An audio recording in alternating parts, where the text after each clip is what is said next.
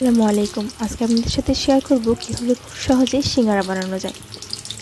তার জন্য আমি প্রথমে নিয়ে নিব 1 কাপ ময়দা। চেষ্টা করবেন ময়দাটা নেওয়ার জন্য। আর দিয়ে দিব স্বাদমতো লবণ। এখন দিয়ে দিব কুকিং অয়েল। আমি আজকে রাইস ব্র্যান্ড অয়েলটা ইউজ করেছি, আপনারা চাইলে সয়াবিন তেলটাও ইউজ করতে পারেন। আর দিয়ে দিব বেশ খানিকটা কালো জিরে। এখন ভালো করে সব কিছু মিশিয়ে নিতে হবে, যেন সব জায়গায় কালো জিরেটা ভালো করে স্প্রেড হয়। এই তো দেখুন, মুঠো করলে মুঠো হয়ে যাচ্ছে আর প্রেস করলে ভেঙে যাচ্ছে, অনেকটা ভাপা পিঠার গুড়ির মতো। এই তো হয়ে এসেছে। এখন আমি ঠান্ডা পানি দিয়ে একটা মণ্ড তৈরি করে নেব।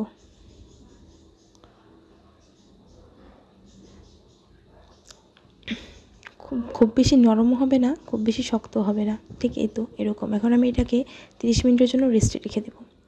আর একটা প্যানে তেল নিয়ে নিলাম পুর তৈরি করার জন্য।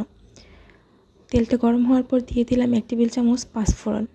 পাঁচফোড়ন যখন দু একটা ফুটতে শুরু করবে তখন দিয়ে দিব পেঁয়াজ কুচো। ভালো করে নেড়ে চেড়ে নিতে হবে। আর দিয়ে দিব কাঁচামরিচ কুচি। ঝালটা আপনাদের টেস্ট অনুযায়ী দিবেন।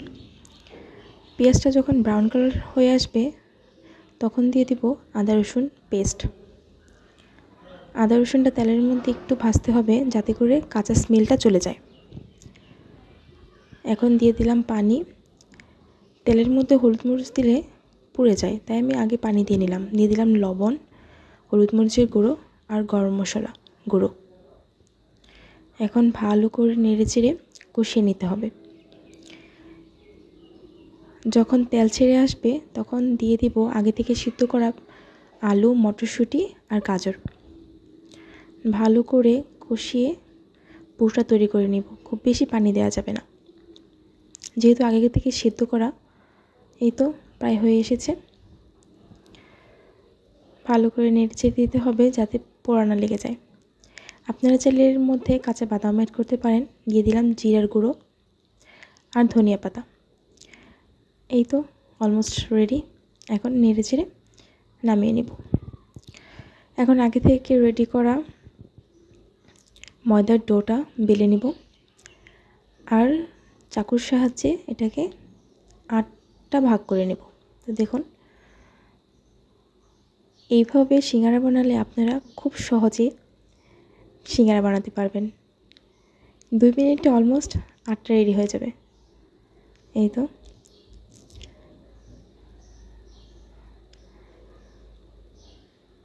এখন আমি পানি দিয়ে নিলাম সাইড দিয়ে, এতে করে ভালো করে সিল হবে।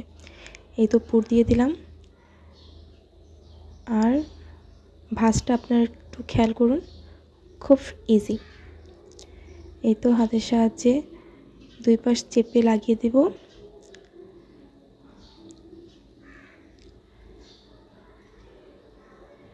এই ভাঁজটা আপনারা একটু খেয়াল করে দেখেন, দেখলেই পারবেন, খুব ইজি।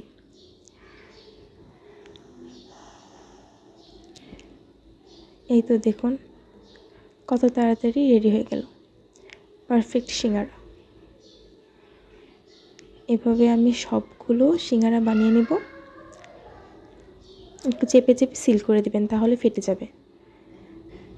এই তো রেডি। আমার এই 8টা সিঙ্গারা বানাতে মাত্র 2 মিনিটের মতো সময় লেগেছিল। এই তো এখন সিঙ্গারাগুলো ভেজে নেব। একটা প্যানে বেশ খানিকটা তেল নিয়ে নিলাম। তেলটা খুব বেশি গরম করে যাবে না, মিডিয়াম। তখনই সিঙ্গারাগুলো দিয়ে দিব, তা না হলে পুড়ে যাবে। আর জালটা রাখতে হবে মিডিয়াম হাই।